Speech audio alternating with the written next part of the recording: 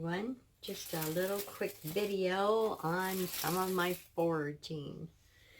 So before Danny gets home. So I went outside. I didn't take my camera. And this is just a few things that I got. And I'll explain, hopefully. Who knows? So crazy hillbilly.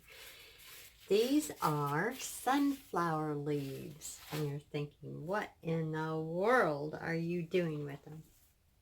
And then I just got a few of my sage. I will wrap up.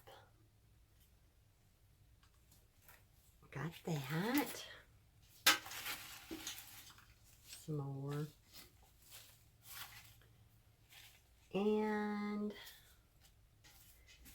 some, let's see what else. Oh, my tomatillos. I went out there and I go out there every other day and shake the branches very lightly. And whatever falls off, I know that they are ready. So these will dry out just a little bit. And I'll make a salsa. Whoops, I got an ant. I can't have that. And I think that was about it. Oh, I did collect this part of the sunflower. All the little leaves right now are really good to collect. And I will make an expectorant syrup and a tincture with it. What is it good for? It is good for the lungs, the bronchial tubes, to make an expectorant. And of course I will use my infuser. Yes, I just have to keep on playing with it. I just adore it. I love it. But anyways, I will wash these and boil them in water, and to about half, like I did with making the syrup for the elderberry.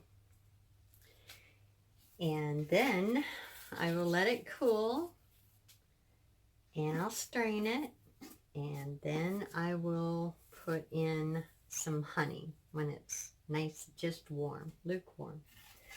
And I will put that up and use it for colds and coughs along with the elderberry syrup. It just depends on if you have a cough, you don't want to suppress it. So you need an expectorant, because that's what the body is doing, is trying to get rid of and clear the bronchs. So make this up, a syrup and also a tincture.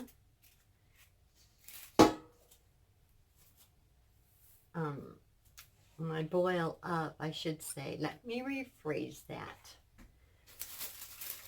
This is why I save all of my sunflower seeds. Am I being crazy? Maybe I should drink some water or something. But anyway, here you go. I save all of them. Let them dry out. To make the syrup, I will be using the seeds.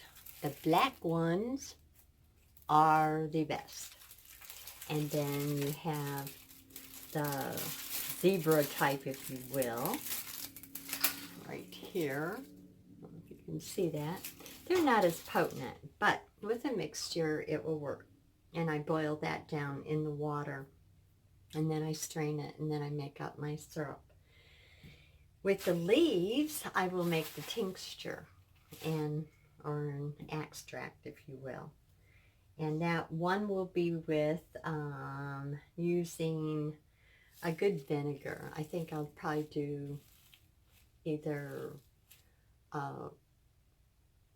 red wine vinegar with some wine in it, and let it steep and set and extract all the goodies on there. And then another one, I'm going to use the vodka, and I don't know, I think just vodka, maybe. When I get to it, I'll let you guys know. There's different ways of doing it. But the leaves, making the tincture, is very, very good. They used to use it years ago for whooping cough and any of, you know, the bronchial tubes of, you know, trying to express. And then the syrup, it does the same thing, but there's added benefits to it, especially like if you have laryngitis or anything in the larynx or the bronch tubes or anything like that. They're both expectorants, so that's what I'm going to use and put them up. The tincture will last, especially the one with the alcohol, it'll last for indefinitely. So I would be using, unless there was something really, really that you need something, a powerful dose, then I would use, you know, a couple of drops taking that. And then the syrup, if someone has a cough, I would use the elderberry syrup, and I would also do a dose at least 3 times a day for the coughing. If and it with those 2 powerful medicinal medicine for my family. I'm not trying to sell it or anything like that, but I just thought you'd be interested in what I'm going to do. And what else was I going to say? Hang on just 1 minute. I'll be right back. I had to get my notes. But anyways, with the wine, when I make that extract or tincture or infusion, if you will, that is good for if you have a fever, like, you know, when kids start running a fever and whatnot, and taking, you know, Advil, ibuprofen, or I don't know what you would take, but it just doesn't do the trick. And then you don't want to keep, you know, mega dosing on that because it's not good for your liver and everything else. That just it just makes it work harder.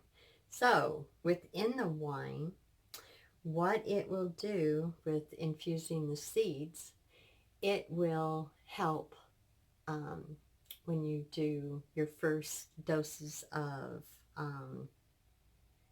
you know, Advil, ibuprofen, whatever you're going to use. The next 4 hours, you would like to give your body a rest, but you want it to have a boost. So the natural thing would be dosing with the tincture or the infusion with the wine. So then you just do it on and off, and it's only a couple of times, and you know, it's breaking the fever. So that's what I wanted. I knew there was something about the wine. Now, next thing I showed you was these. Yes, they're edible. And so is if you, in the springtime or early summer, when the leaves are little, you can get them and boil them up and use them. These right here, yes, in a way they kind of look like an artichoke, don't they? But that's what they taste like. So you just boil them up, add just some seasoning, and eat them like you would, you know, an artichoke, or I can't think of anything else that it would be similar to. So, hope you enjoyed this little adventure. I'm sorry I didn't take you guys out. It's a very wonderful day. We got ants in here. So, anywho, you can see that I'm going to stay busy. So, love you guys. Thanks for watching, and stay out of trouble. And I don't think I got into any trouble yet today. Well, maybe just a little. All right. Bye-bye.